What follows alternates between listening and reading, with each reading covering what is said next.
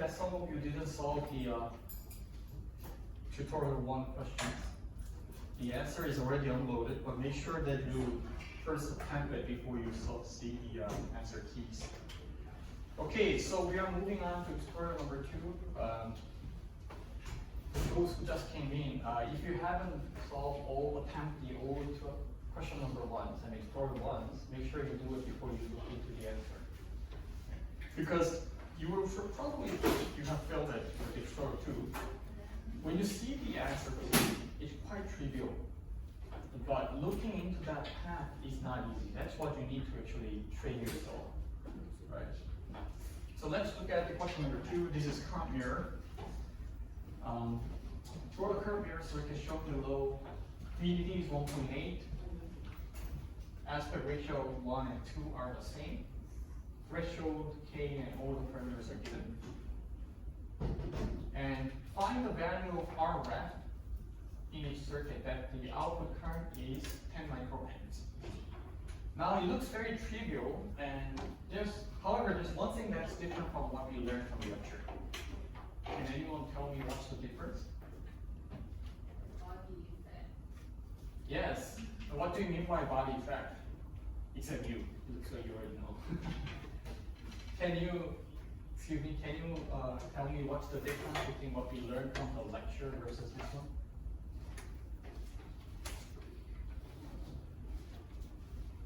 It's okay if you don't know, but do you remember seeing the source resistance when we learned about the current mirror? We actually connected the source directly to ground, but now there's a resistance here, right? That's the difference. So how do you then, what's the effect of having these source resistors? This voltage, source voltage in the lecture was ground, is 0. But here is at ground. No, there's bias current flowing. Assuming this is saturation, there's current flowing. And that current will be generating voltage up here, which is non-zero. Whereas the body, by default, will be connected to ground. So the body voltage and the source voltage are different. And the moment you hear about the difference between source and body bias, what is recalled in your head?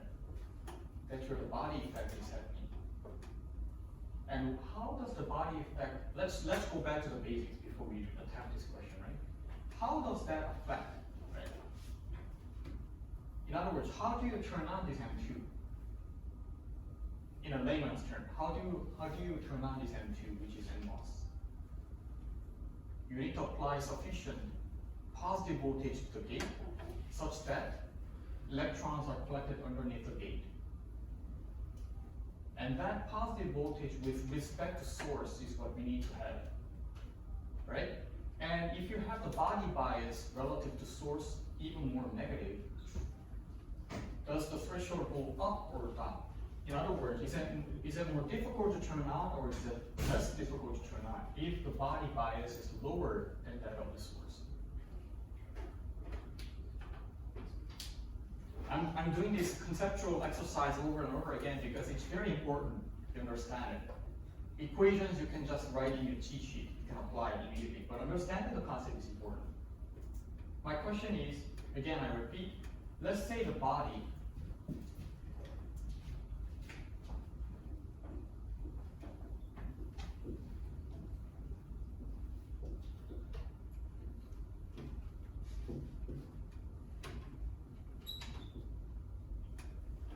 now my question is,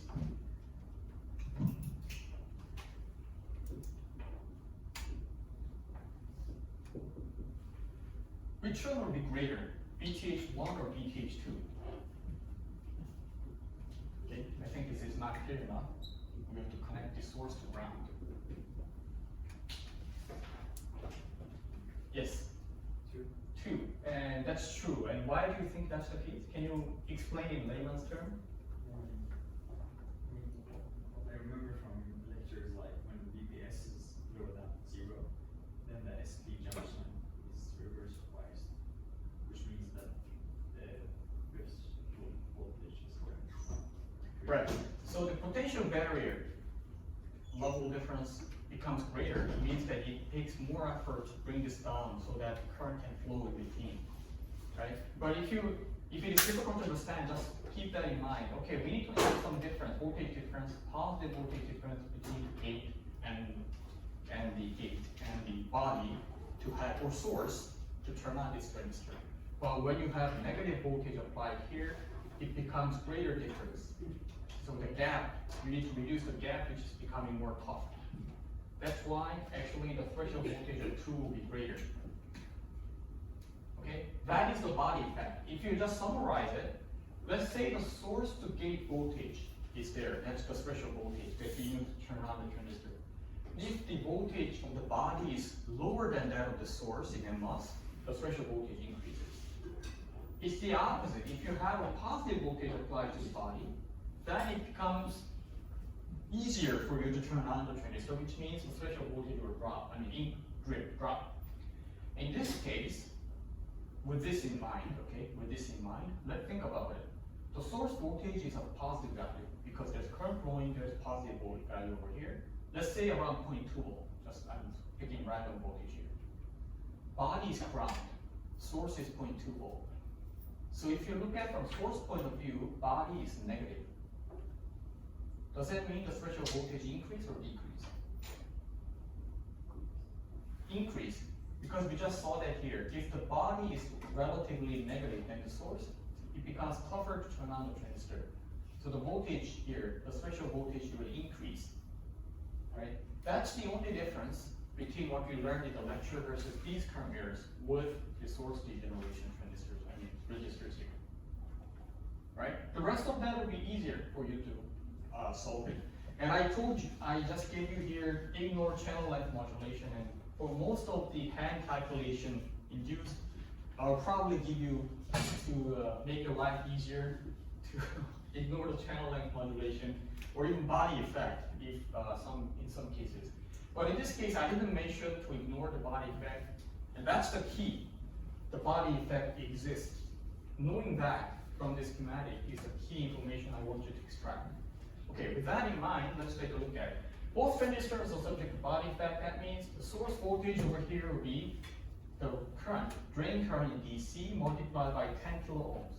Quite easy to understand that. So the body voltage here, the source voltage will be I out. I out is the current flowing here, which is the same over here. How do I know? Because the transistor size is the same. So that I out multiplied by 10 kilo ohm will be the voltage at the source node, right? That is calculated as I out multiplied by 10K. I out given already as 10 microamps, so that's 0.1 volt. Is everyone following up to this point?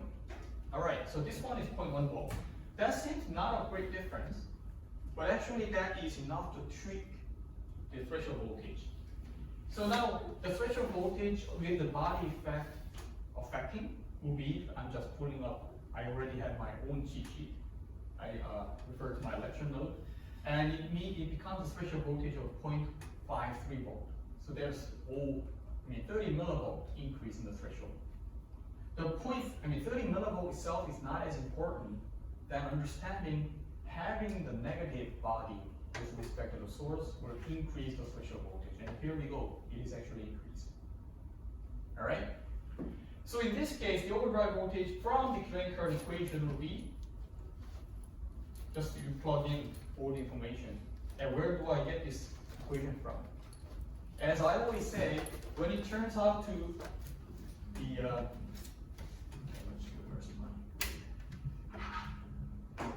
when it comes to the drain current equation, we know that the drain current will be something like half volt K prime W L V O D squared. Right? If there's channel length modulation, there will be a secondary effect here. If there is body effect, the VGS minus VTH, that VTH will be body effect related. However, the key thing to understand, some of you are asking, well, how do I know what equation to use? It's very simple. If you already know the drain current and you already know the WL, then you can use this to induce the overdrive voltage. If you already know the overdrive voltage and you want to get the WL, then you just plug in. You can rearrange this equation as you want, right? And here, the overdrive voltage equation is because we know the WL, we know the ID, but we do not know the overdrive voltage. So if I rearrange this equation with respect to the overdrive voltage, that's how it goes. That's easier for analysis, but for design problem, most of the time, you only have given one of these metrics. In other words, you have to play with these two. So in this case, it's up to you which one to fix. You can choose the value of WL to start off with, which will give you corresponding overdrive voltage, or vice versa. And in the lecture, we have intentionally chose in the previous tutorial, I intentionally chose overdrive voltage, right? And that will give you consequently WL. Or if the WL is already given, that will give you the drain voltage, drain current. Okay, is that clear? Now with that, we already know the WL because it's given here. We already know the IL given over here. So that's why I rearranged this with respect to the overdrive voltage, which I calculate as 0.12 volt. All right?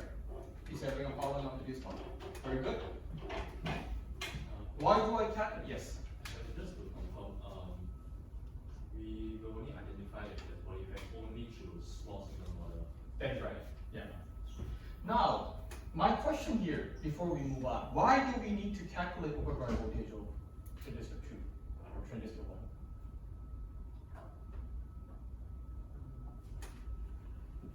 Can anyone tell me? It's quite easy, right? What was the goal of today's work here? Calculate the value of RF.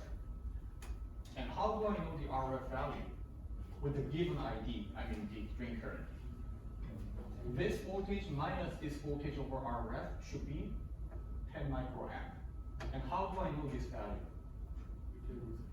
Through, this gate voltage. And that's equivalent to the voltage difference over here. Right?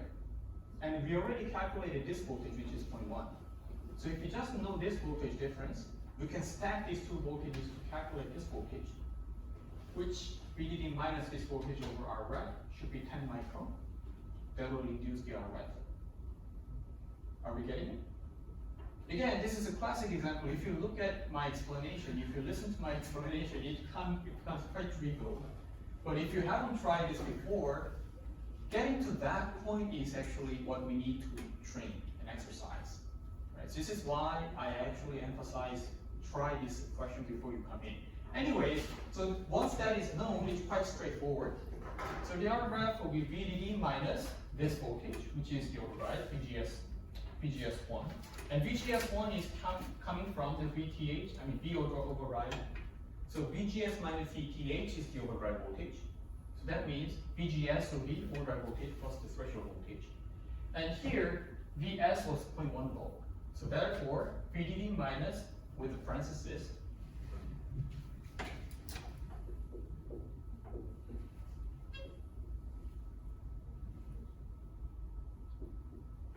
this is what we're looking at. And VGS is actually override voltage plus the threshold. Right?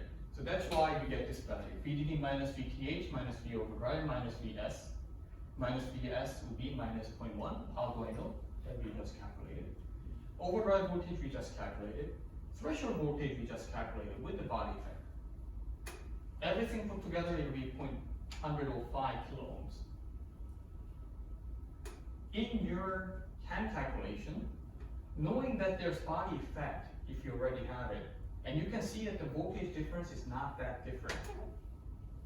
So if you were to write in your, let's say in the exam or in the midterm, you calculated this and you found that the difference would be not great, not different.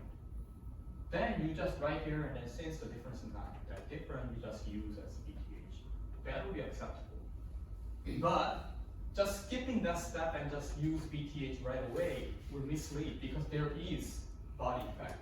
Just knowing that is important, okay? Anyways, that induces 105 kilo ohms. And let's say your calculation was 107. Do I have to be concerned? Of course not. As far as you have followed this step, it doesn't matter if it's 95 kilo ohms, if it's 100 kilo ohms, 110 kilo ohms, no matter. Yes. the circuit didn't show the body port, so how do I know whether the body is connected to Right, the ground? right. This is an excellent question. By default, if the body port is not given, or the bulk port is not given for the PMOS, you assume that the voltage is connected to the ground in the NMOS, and you assume the PMOS bulk is connected to the VDD. Right? So most of the time we actually use 3-port symbol like this, which assumes the body is connected to ground. Right? Does that answer your question? Yeah. Okay. Any concerns? Okay, excuse me. Any questions you have? Or can I go to B? Yeah, okay. Find the output resistance R naught, R out from M2.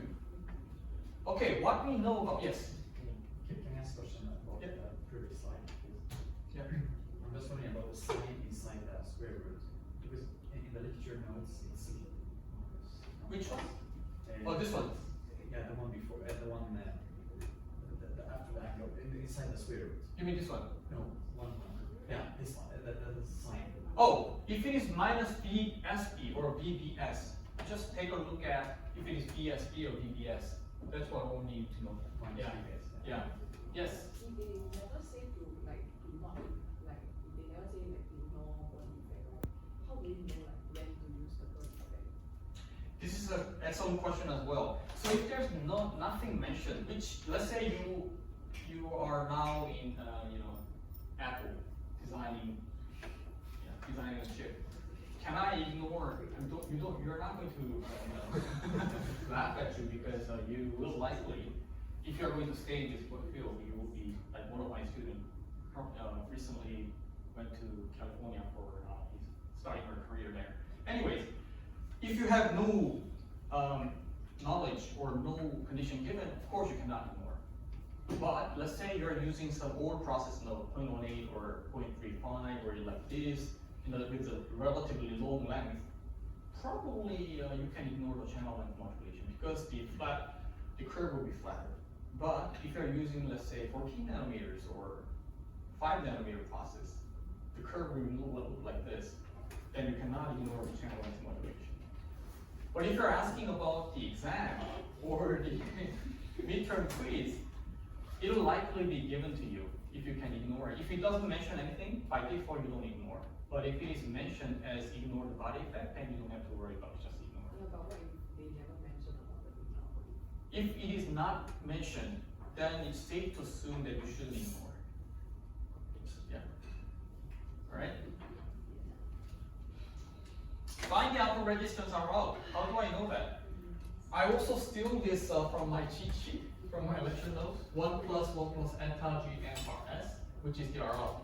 What I mean by that is, if you have an R naught, just the R naught without the source resistance, we know the R naught will be something like 1 over lambda ID. But with the source resistance, I already told you that the source resistance value will be multiplied by GM R naught, which is shown over here. That's what's going to happen, what is going to actually happen. So if you do that, the eta will be from the cheat sheet, it's 0.22, you can calculate that. Where the R naught will be 1 over lambda I out, which R out over here will be 1 mega ohm. However, 1 mega ohm is the R out without the source resistance. So if you plug these two over here to GM values with the eta, with the 1, with the RS, multiplied by R naught 2, R naught 2 being 1 mega ohm, that will be 3 mega ohm instead of 1 mega ohm. That 10 kilo ohm resistance will actually boost the output resistance by 3 times. Right? This is something that we are really interested in. Just having a small resistance in the source will increase the output resistance. And why is that important for current mirror, if you recall? Okay, strange silence here. Let me recall you here. As a current source, do you like to have a high output resistance or small output resistance? Try not to memorize it, but think about it. What is the role of a current source? Current source means whatever the load resistance you're attaching, you'll have a constant current flowing. If you have a low output resistance, depending on what load resistance will be, the current will be fluctuating. If a very, very high output resistance, it doesn't matter if a high resistance or low resistance is attached, the current will be almost same. So ideally speaking, the current source should have really, really high output resistance. And current mirror is actually, the role of current mirror is to provide the bias current, regardless of whatever the load driven attached. So that's why you want to have high output resistance, right? So current source should have high output resistance, and that regard 3 metal will be sufficiently high. Right? So now you're trying to synthesize, we are now starting to synthesize the information we learned from all the way to lecture 1, all the way to here. Okay, very good. Let's move on. Calculate the range of voltage of the output node D2. D2 is over here. So over which the resistance remains constant. What does this mean? What does the resistance remains, the output resistance remains constant? What does this mean? Let me see. Can you try interpreting that information? D2 voltage such that the output resistance remains constant. I'll give you a hint while you're thinking about it.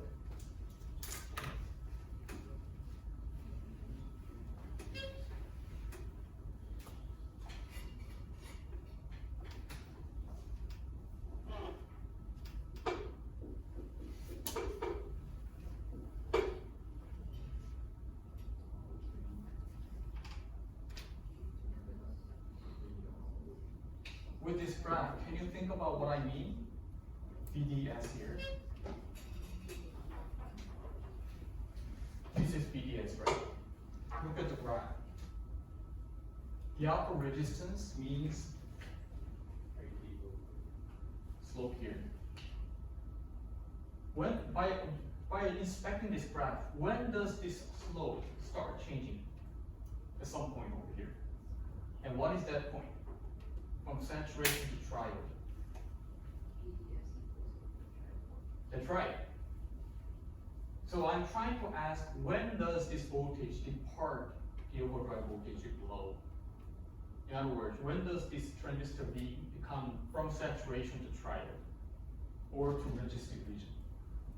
So what I'm asking here is the different wording for calculating this voltage over here, which is overdrive voltage. Okay? Again, if knowing this is difficult, you need to exercise with that. But once you know that, it's becoming quite trivial. How do I calculate that? To let the output resistance remain constant, M2 should be in saturation. And how do I know M2 is in saturation? We need to maintain the overdrive voltage over here. And overdrive voltage we just calculated in the prior slide. We already know the source voltage here as well. Right? So that means overdrive voltage for the VS, which is 0.22 volt. And how do I know it's 0.22? Because VS in the prior slide was 0.1 volt. Overdrive voltage was 0.12. So combining those two will be 0.22. Again, if you know how to solve this, it's really a piece of cake. But synthesizing that information, for this one, for example, output resistance remain constant, and the moment you see this, you can recall this curve. If you know this, how to link this to here, that is a piece of cake. Okay? Any questions up here? Okay, very good. Let's move on. A differential pair amplifier is shown in figure below, where VB is a DC voltage. The transistor dimensions are WL 12 is 100 and WL 3.6 is 50. Okay, 1 and 2 are 100, the aspect ratio, and 3 to 6, 3, 4, 5, 6 are all 50. Ignore the channel length modulation. Okay, as you have, Nithya? Yeah, as you are concerned. Here, ignore the channel length modulation. This is an example. If you're talking about final assessment, final exam, or the midterm, it'll be similar to this. If I mention it, you can ignore it. All right? Anyway, DC calculation and body effect, blah, blah, blah, all the values are given. Calculate the differential gain of the amplifier. Okay, here, we need to understand. Differential gain, if you recall from the lecture, differential gain is actually the same as single element gain. So you just need to look at the half circuit. Do you recall that? That's what you need to do. Okay, you can also consider both as is, but it's easier to just look at the half circuit. But anyways, before doing that, you may be asking, oh, Professor, we never learned the load being like this. Okay, so the message is, you already know what I'm going to say, don't panic. Just look at it. And M4, if you carefully inspect this, what does M3 and M4 look like? Isn't that strangely familiar? It's a diode connection. Can you see that? It's a PMOS.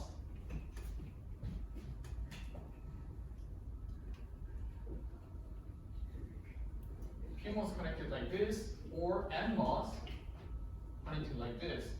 They are all diode. Right? So it's a forward bias diode. And if you have a diode forward bias in saturation, if you look from the source port, I mean the drain port over here, or from this side here, then it's nothing but 1 over Gn. Because it's a DC current flowing, and the diode is working as a DC load. Right? And if you carefully observe, there's 0.1 I node from the M6. And good news is that for your ease of calculation, I just intentionally put this as 2 I naught. And with the differential pair, 1 I naught flows here, the other naught flows here. So let's say I naught is flowing here, and 90% of that flows through M6. What does this imply? I didn't explicitly mention here, but 0.1 I naught flows through the diode. That's what it says here. Okay, is everyone following up to here? Yes. Sorry, so as long as a transistor, MOSFET is in direct connection, we just from any port that you look into, it just seen as a DC. That's right. If it is flowing over the threshold voltage, which is the case over here, think about it. It's a diode, forward bias. It's nothing but forward bias diode is nothing but a DC resistance. And what is the DC resistance value? It's 1 over Gn. It was the same as in the frequency response lecture. We have one diode connection whereby we translated that as a forward bias transistor. Anyway, if you look at M6, it's a bit different because you have a BB, and if it is in saturation, you will have a swing if this is the AC resistance given. Anyways, if you have synthesized up to that information, then it's easy. What we need to do now is to calculate the Gm of M4 and M6, and Gm of M4 with the 0.1 I naught current is easy. Again, I already erased it. Here we already know the WL, which is given here, and we already know the I naught. So you can calculate the Gm. For Gm1 and 2, full I naught flows through the M1 and M2. Therefore, the Gm2 will be about it'll be 1 millisiemens. To be more accurate, it will be 0.89 millisiemens, but not much of a difference. And Gm4 means over here, which 0.1 I naught flows there. So instead of I naught, you should put in 0.1 I naught, right? And WL is already given here, 50. And Kp is already given as well, which results in 0.13 millisiemens. All right? It's clear up to here, right? Why do I need to calculate the Gm?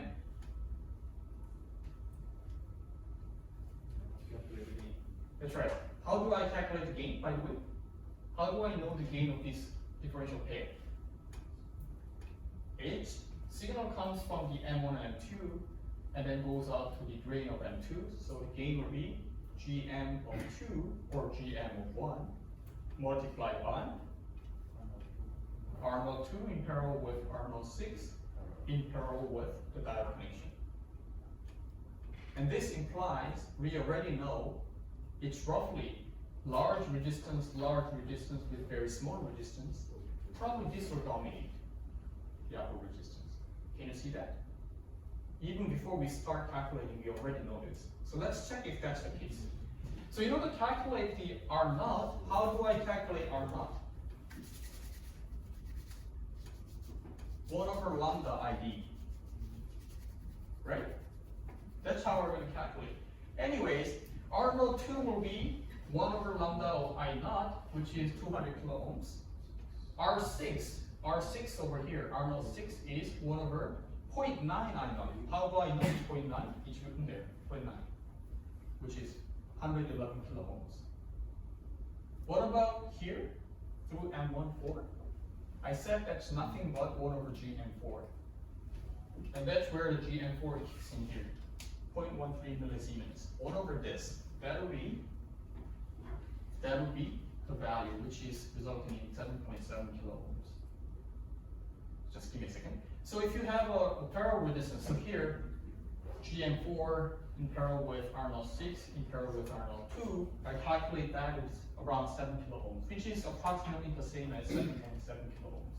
Yes? You mentioned the equivalent resistance of M4 is just the DC resistance 1 over Gen4. Do you mean that because the R04 is very large compared with the DC resistance? Right. So if you look at that way, to be more accurate, this is actually given in tutorial 1, right? To be more accurate, which is actually equivalent, you can just approximate. It's actually R04 in parallel with 1 over GM4. But since R04 will be relatively large, you can just look at, if you look at this board, this is just 1 over GM4 is given. And that's what is shown here as well. And if you were to write like this, probably you can calculate and you know that the value will be not much different. So if you use 7 kilo ohm here, that's also fine. As far as you have correctly written this step. Alright? Why do I don't care too much about the accurate values? Because it's not going to be accurate anyway. If you run the simulation with the cadence, now you know that it's not that accurate. It's just the trend and the starting point that you want to extract with the hand calculation. And that's what exactly designer needs to have. And the tools cannot do it for you. Anyways, with that, the gain will be GM2, R out, and R out we just calculated as 7 kilo ohms. That will be 6.8. If we did not have this diode connection, then R06 in parallel with R02 will be 200 kilo ohms in parallel with 111, which will be lower than 100 kilo ohms, which results in around much larger gain. But because of diode connection, we have a lower output resistance, which yields lower gain. Okay, is that clear? Is it okay for you? Okay, and did you attempt this question before you can stay here? Okay, make sure you do it before you look at the answer. Let's look at the differential amplifier 2. Now, what is the DC voltage at 2 output nodes when 2 inputs are biased at DC voltage with V in 0? What does this mean? What do I mean the V in is 0? Note the V in is the voltage difference between M1 and M2. This means, I don't mean that you're connecting ground here and ground here in absolute ground. What I mean is, there is DC bias that is missing, that is actually hidden. With that DC bias, I don't give any voltage difference in AC. That's what I mean by V in is 0. You shouldn't confuse that, right? So like every other transistor schematic we have shown in the lecture, there is hidden bias network. Right? Because when you talk about the gain or frequency analysis, we assume the transistor is in saturation, which means there is DC bias point to make sure the transistor is in the saturation. Same over here.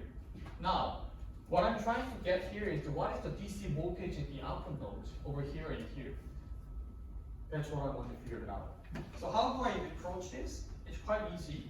For the AC input difference of 0, 2 output nodes have the same DC voltage. That makes sense. No difference in the input, no difference in the output. In reality, there will be offset. There will be slight offset. But in ideal transistors, if there's no input difference in differential amplifier, output, there's no difference. So the output will be the same value in DC, which is determined by the diode connected M4. That makes sense, because there's a finite drop in the voltage over here, which will rule the voltage here. If there's no diode connection, then the voltage, the VDS of M6, in other words, the overdrive voltage will determine it. But here, because of the diode connection, the voltage drop of the diode connection determines the output DC level. And what is that? The output level will be O2, which is the same as O1, VO1, which is VDD minus VSG of 3, which is the same as VSG of 4. In other words, diode connection. And how do I know the VSG? That's the overdrive voltage of M3. And now you can find a pattern. In the previous slide, how do I calculate the overdrive voltage? You first pull up the drain current equation and see what values we know. We already know the W value. We already know the current through the diode connection. How do I know? 90% flows through the M6, so 10%, which is 0.1 I know, flows through the diode connection. You just put that there. With the threshold voltage there, it will be 0.78 volt. Right? You better bring your calculator when you do the meter or file, right? Anyways, the V output 1 or V output 2 in that case would be VDD minus this voltage, which is 2.22 volt or 2.2 volt will be approximately enough. Any questions? Okay, why is it 2 volt? Because the VDD in this case was 3 volt. That's given. All right, let's go to the question number 3. If the output drives a load capacitance of 2 picofarad, calculate the pole frequencies and write the transfer function. Okay, so this is an interesting problem. You can see that the pole, we'll be learning about this in the frequency response part 2, which is coming soon. But if you look at this, the capacitor here, you can see there's a large capacitance in the output.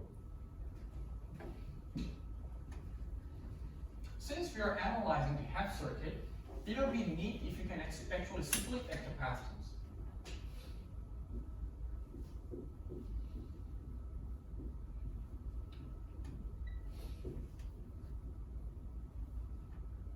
Can you see this? Can you understand why this is the case? Because the capacitance in series is calculated as 1 over this one, which is the same as the 1 over the overall capacitance. And if you split it like this, what will be the voltage over here, if you carefully observe? These two nodes are swinging in the opposite direction. The center node will be AC ground. Can you see that? It's AC ground in the center. Not absolute ground, because there's DC level, but this is actually AC ground.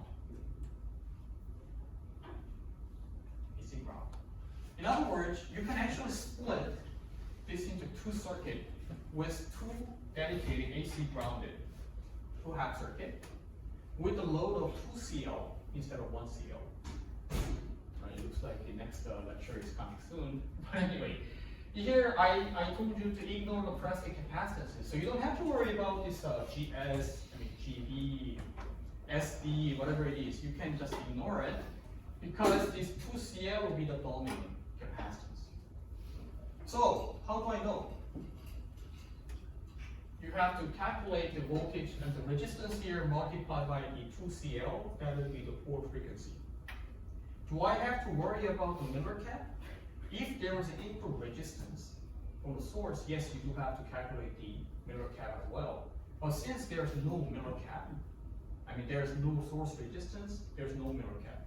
And in this particular example, even if there was Miller cap, the value would not be great. Why?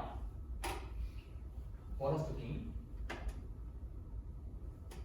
Miller cap becomes problematic if there's a large gain because the capacitance will be multiplied by that gain. But in this particular example, because of this diode connection, the gain was less than 10. So if you compare these 2CL with that, probably the value will not be that great. And when combine that with the ignoring the parasitic capacitance, you don't have to worry about Miller cap for this particular example. Alright, anyways, just to give you the shortcut, so you just know the capacitance value, which is 2CL. So you just need to know what is the resistance from the other node. And fortunately, we already know the resistance value, which is approximately the same as 1 over GM4. The output resistance we already calculated from the previous slide. So we just plugged that in, and we found that the pole frequency will be 5.7 megahertz. So this is node associated with the poles. We already calculated the upper resistance, which was R04, not R04, 1 over GM4, in parallel with M6, in parallel with M2, which is approximately 7 kilo ohms. So you could just put the 7 kilo ohms there, and you get 4.527 megahertz. Any questions? I'll go one. Okay, are you sure you don't have questions? Let me ask you one more question. Do you see any zero? Just to give you a hint, what is a zero? Zero, if you follow from input to the output, if there's a direct parallel path. If there's a direct parallel path. There's GD, which is a small parasitic capacitance. Although I said to ignore it because I don't calculate the zero here, but there exists overlapping, small overlapping capacitance, which if you don't have that the capacitance value, the plus will become negative, but with very high frequency, this becomes short, and this becomes plus, which is the opposite of the normal operation. That will function as a zero. So yes, there is a zero, 1 0. Yes? So I think we did get what you meant by the plus and the plus. Oh, do you remember? Okay, let's do that. I think this is the last page. Oh, we have one more. Probably we'll do the design problem before after the lecture this tomorrow. Put it this way.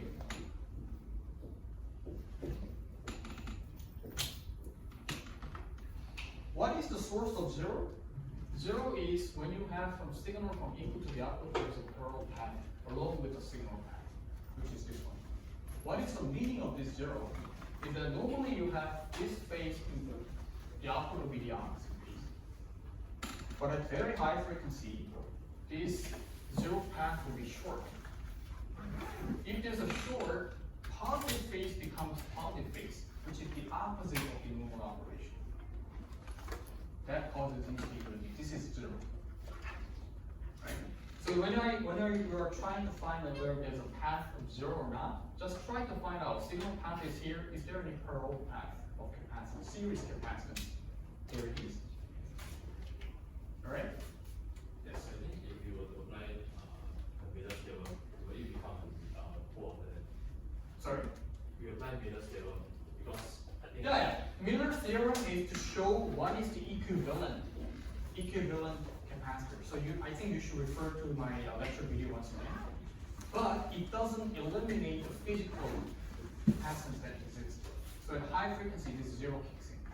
The Miller cap is to calculate the pole effective capacitance multiplied by the gain. But after you split with the Miller theorem, that doesn't eliminate the physical presence of this small capacitance, which will kick in at high frequencies of zero. Okay? Yes?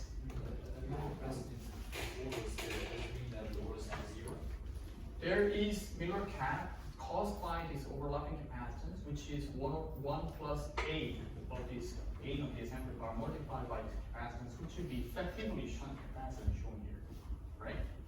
But, and also 1 in the output is lower value, but it doesn't eliminate the physical capacitance that exists between the input to the output, which will report as a zero capacitor. Yes, does it mean that we always have a zero? You will always have a zero in this configuration, yes. So is there like cases where we don't have zeros? Well, if you look at, okay, I think you should go back to the lecture again with the differential pair, where you can ignore the zero because you're not going through this path, but the signal is going through the other path. Right. Okay, so I think there's a lecture in the next, I'll finish the tutorial here. This one I'll cover tomorrow after the lecture. Thank you.